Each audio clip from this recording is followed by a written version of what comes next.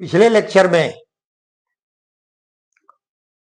मैंने टिश्यूज के बारे में बताया था, बॉटनी के, जाइलम फ्लोएम के बारे में बताया था, वैस्कुलर बंडल के बारे में बताया था। मतलब टोटल टिश्यूज के बारे में मैंने डिस्कस किया था पिछले लेक्चर में। जब आपको वो बेसिक नॉलेज हो गया तो इस समय अब हम एनाटॉमी ऑफ स्टेम ले रहे हैं, क्योंकि आप जानते हैं कि दो प्रकार के प्लांट होते हैं, एक मोनोकोटिलिडनस होते हैं, एक डाइकोटिलिडनस होते हैं। एक एक बीजपत्री होता है, दूसरा द्विबीजपत्री होता है। तो सबसे पहले हम ले रहे हैं डाइकॉट स्टेम, एक टिपिकल डाइकॉट स्टेम कि किस प्रकार से डाइकॉट स्टेम की एनाटॉमी आप डिस्क्राइब करेंगे। पहले मैं आपको डायग्राम बना करके, इसका ट्रांसफर सेक्शन बना करके आपको मैं समझा रहा हूं। इसके बाद बगल में किस तरह से शॉर्ट नोट की तरह आप उसको लिखेंगे, वो भी मैंने बताया कि किस तरह से उसको आप आइडेंटिफाई करेंगे। तो first of all I am explaining transverse section of typical dicot stem, that is sunflower. Typical dicot stem, that is sunflower. From outside to center, the sequence of tissues are as follows. First of all, unicellular, unilayered, thin-walled, parenchymatous and rectangular cell layer is present, that is known as epidermis. आयताकार कोशिकाओं का, thin layered, parenchymatous, having no intercellular space, उसमें कोई intercellular space नहीं होता, ये हमारा epidermis है।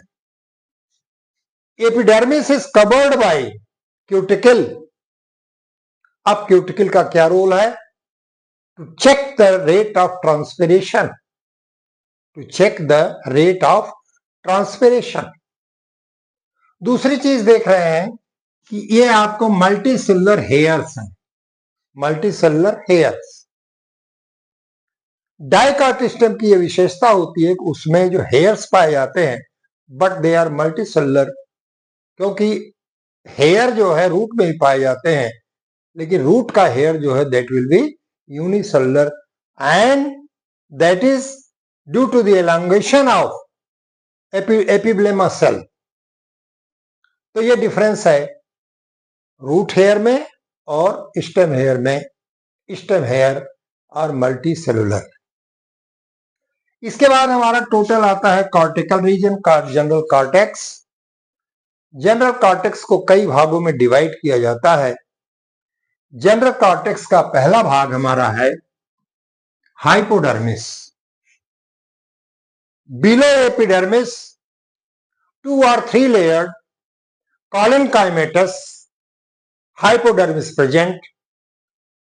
कहने का यह मतलब कि एपिडर्मिस के नीचे 2 से 3 लेयर कॉलेनकाइमा की बनी हुई हाइपोडर्मिस होती है। And in hypodermis intercellular spaces are absent. In hypodermis, intercellular spaces are absent. That is for the mechanical support. वो स्टेम को यांत्रिक दृढ़ता प्रदान करता है। Below hypodermis, general cortex present. General cortex, cells of general cortex is parenchymatous, having intercellular space. Cortex की जो कोशिकाएं होती हैं वो पैरेन्काइमा की बनी होती हैं। उनमें अंतरकोशिकीय अवकाश इंटरसेलुलर स्पेस पाया जाता है। Parenchymatous cells are thin walled. Cortical region में जगह जगह पर रेजिन डक्ट्स पाई जाती है। जगह जगह पर कौन सी पाई जाती हैं? रेजिन डक्ट्स पाई जाती है। कार्टेक्स का तीसरा भाग हमारा आता है एंडोडर्मिस। ये देखिए, ये एंडोडर्मिस है। एंडोडर्मिस लेयर इज वेवी, लहरदार होती है, is wavy and made up of barrel shaped sales full of starch. ये बैरल पाइप के आकार की, जिस तरह से पाइप होती है, पाइप के आकार की कोशिकाओं का ये बना होता है और कंटिन्यूअस होता है, लगातार होता है, कहीं ये ब्रेक नहीं होता। और इसमें स्टार्च ग्रेन्स जो है फुलफिल्ड होते हैं। बीच में कैस्पेरियन स्ट्रिप्स जो मैंने ये बनाया है, these are Casparian strips. That is endodermis. Endodermis के बाद आता है pericycle. Pericycle that is sclerenchymatous, वो स्क्लेरेनकाइमा का बना होता है। और स्क्लेरेनकाइमा के बारे में आप जानते हैं कि ये डबल वॉल्ड होता है और दो मेम्ब्रेन के बीच में कंपाउंड लिग्निन भरा होता है।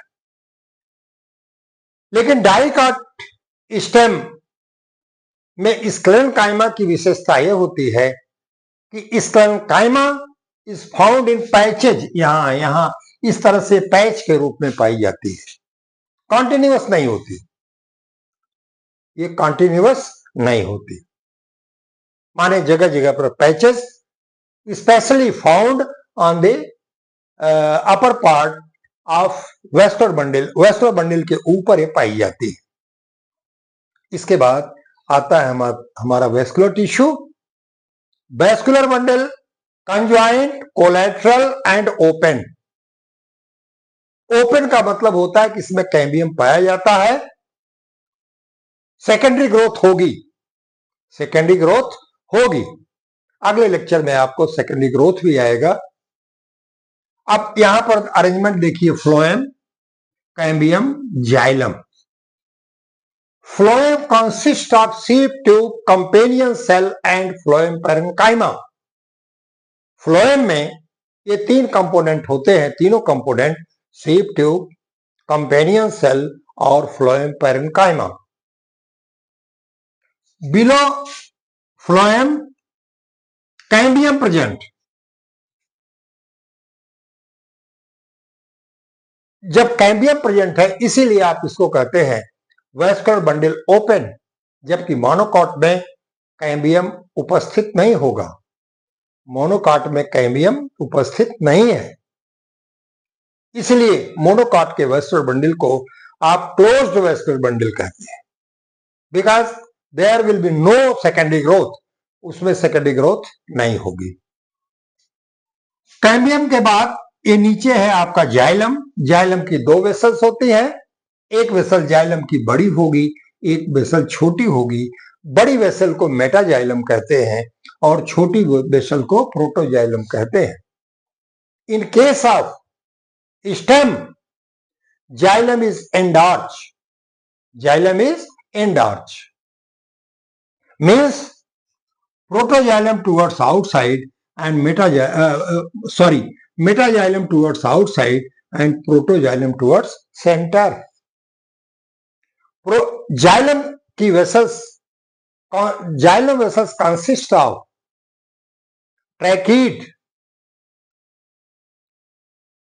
vessel, xylem fiber and xylem parenchyma। चारों कंपोनेंट ये जाइलम में पाए जाते हैं।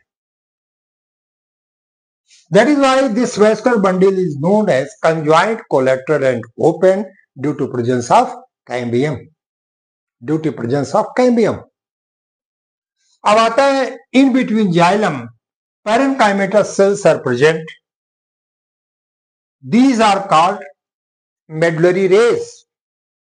Medullary is made up of parenchymatous cells, and in center parenchymatous mass of cells are present that forms pith. तो इस तरह से मैंने आपको बताया कि सबसे ऊपर आयताकार कोशिकाओं की एपिडर्मिस होती है, इसके नीचे कॉलनकाइमा की बनी हुई हाइपोडर्मिस है जिसमें कि इंटरसेलुलर स्पेस नहीं है। इसके बाद जनरल कॉर्टेक्स आता है, ये पोर्शन जनरल कॉर्टेक्स का है। जनरल कॉर्टेक्स पैरेन्काइमेटस है, इसमें इंटरसेलुलर स्पेसेस पाए जाते हैं और जगह जगह पर इसमें रेजिन डक्ट्स पाई जाती है। नीचे आपका वेबी लहरदार एंडोडर्मिस है। एंडोडर्मिस की कोशिकाएं ये बैरल शेप्ड होती हैं। इसके नीचे पेरिसाइकिल है। पेरिसाइकिल स्क्लेरेनकाइमेटस सेल्स से बनी होती है। Sclerenchyma cell a double walled होती है और दोनों वॉल के बीच में लिग्निन भरा होता है। स्क्लेरेनकाइमा यहाँ पैचेज के रूप में पाई जाती है, कॉन्टिन्यूअस नहीं होती। इसके बाद हमारा वेस्कुलर बंडल आता है। Vascular bundle conjoint, collateral and open. Open इसलिए कहा जाता है कि इसमें कैम्बियम पाई जाती है। सबसे ऊपर फ्लोएम की कोशिका है। फ्लोएम में सीप ट्यूब कंपेनियन सेल और फ्लोएम पैरेन्काइमा होगा। इसके बाद कैम्बियम आएगा। कैम्बियम के बाद ये जाइलम है। जाइलम एंडॉर्च कंडीशन में होता है। Protoxylem towards centre, metaxylem towards outside. Xylem में tracheid vessel, xylem fibre, xylem parenchyma, ये सारे एलिमेंट्स जो हैं ये पाए जाते हैं। वेस्कुलर बंडल के बीच में ये हमारा मेडुलरी रेस है, किरण की तरह दिखाई पड़ता है, दैट इज मेडुलरी रेस, और सेंटर में है ये आपका पिथ। तो इस तरह से डायग्राम के अनुसार मैंने आपको बताया है। और याद रखिएगा, जब मोनोकॉट और डाइकॉट स्टेम में डिफरेंस आए तो ये सब चीजें बताएंगे, लेकिन ये हेयर्स के बारे में भी आपको बताना होगा, क्योंकि मोनोकॉट में हेयर्स नहीं पाए जाते स्टेम में, और डाइकॉट स्टेम में मल्टीसेलुलर हेयर्स पाए जाते हैं। अब आप किस तरह से आप इसका डिस्क्रिप्शन लिखेंगे? First of all, the sequence of tissues in TS of dicot stem, first of all epidermis लिखा है मैंने, it is made up of single layered cell.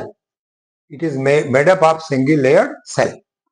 Then hypodermis, it is called chymatous and that is for mechanical support. इसको mechanical support, यांत्रिक दृढ़ता प्रदान करता है पौधे को, स्टेम को। इसके बाद जनरल कॉर्टेक्स है, it is parenchymatous, resin duct present. Endodermis made up of barrel shaped cells, single layered cells. Pericycle made up of sclerenchymatous cell and found in patches. Vascular bundle conjoint, collateral and open. Cambium present in between xylem and phloem.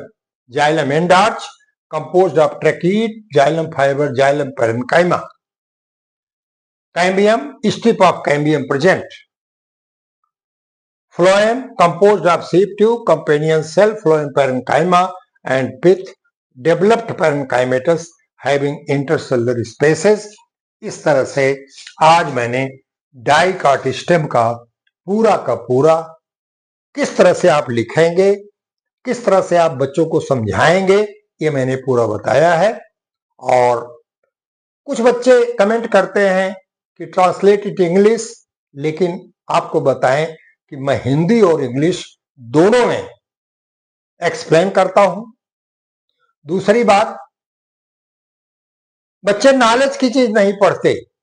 अभी कोई हल्की चीज, cinema की, किसी का advertise ये कर दिया जाए तो उसमें बहुत व्यूज आते हैं, बहुत सब्सक्राइबर आते हैं, और यही कारण है कि नॉलेज का न पढ़ने वाला व्यक्ति अंत में काम कौन देता है? काम वही डॉक्टर, इंजीनियर, प्रोफेसर, ये बनने के लिए आपको नॉलेज की आवश्यकता होती है।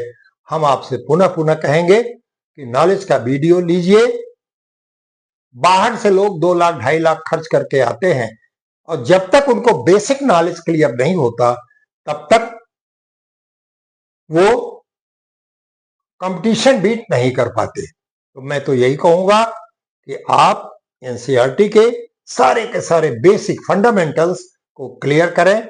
आज का वीडियो मैं anatomy of typical dicot stem पर समाप्त करता हूं। आशा है कि आप इसे पढ़ेंगे। बहुत बहुत धन्यवाद।